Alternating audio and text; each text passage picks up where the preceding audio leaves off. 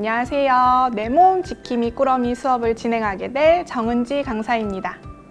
이번 시간에는 매년 여름 저희를 힘들게 하는 존재죠. 바로 모기. 모기에게서 안전할 수 있는 모기 기피제를 만들어 보도록 할게요.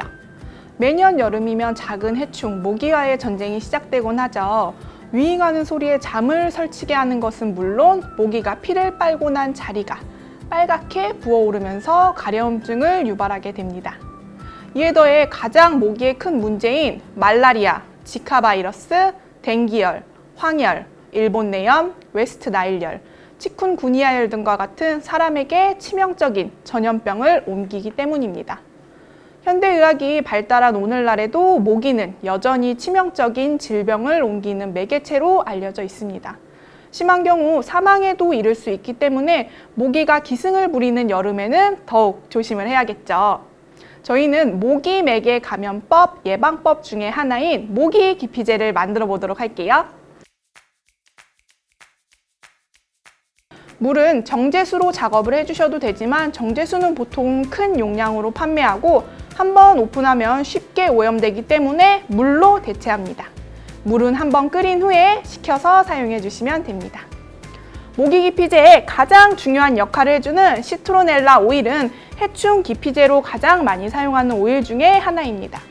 환경보호국은 이 오일을 비독성 작용 방식의 천연 살충제로 분류합니다. 또한 시트로넬라 오일은 항진균 성분 때문에 벌레에 물린 상처를 소독해주는 효과도 있습니다. 시트로넬라 오일은 아로마 테라피에서도 가장 많이 사용되는 오일 중에 하나인데 감기, 발열과 두통을 치료하고 예방하는 데 도움을 줍니다. 이외에도 살균 성분이 있기 때문에 비누, 세정용품, 세제 등에도 사용되는 여러 가지 기능과 효과를 가진 오일입니다. 다음으로 페퍼민트 오일은 시트로넬라와 비슷한 효능으로 벌레를 쫓는 데 효과적인 향입니다.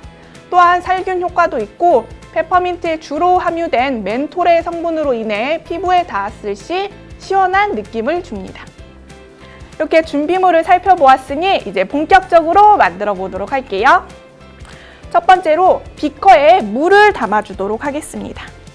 비커에 물을 10ml 넣어주도록 할게요. 스포이드에 계량이 적혀져 있으니까 스포이드를 보면서 10ml를 넣어주시면 됩니다.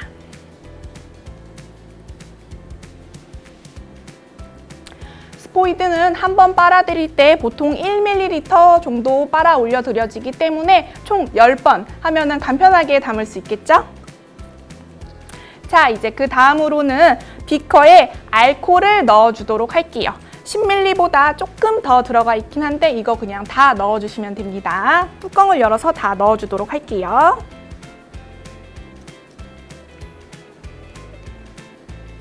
다 넣어주시고 이제 벌레를 쫓는데 효과적인 시트로넬라 오일도 넣어주도록 할게요. 이 시트로넬라 오일도 그냥 다 넣어주시면 됩니다. 뚜껑을 열고 자, 이제 그 다음으로 피부에 시원한 느낌을 줄 수 있는 페퍼민트 오일도 넣어주도록 할게요. 이것도 동일하게 다 넣어주시면 됩니다.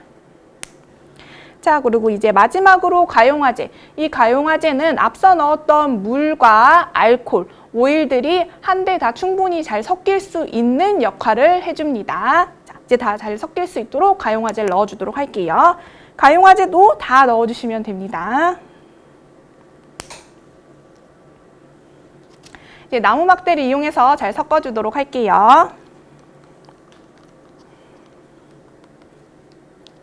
뿌옇게 다 잘 섞인 거 보이시죠? 자, 이렇게 잘 완성이 되었으면 이제 용기에 담아주도록 할게요.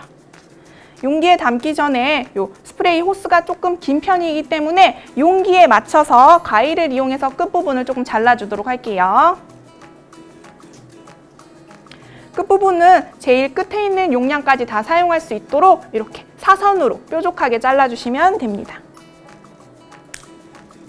사선으로 잘 잘라주시고 이제 완성된 모기 기피제를 용기에 담아주도록 할게요.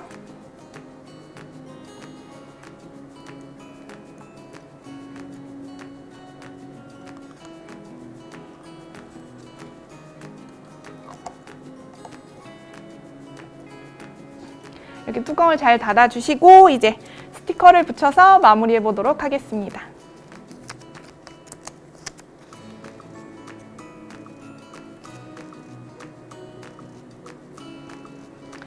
짠! 완성입니다.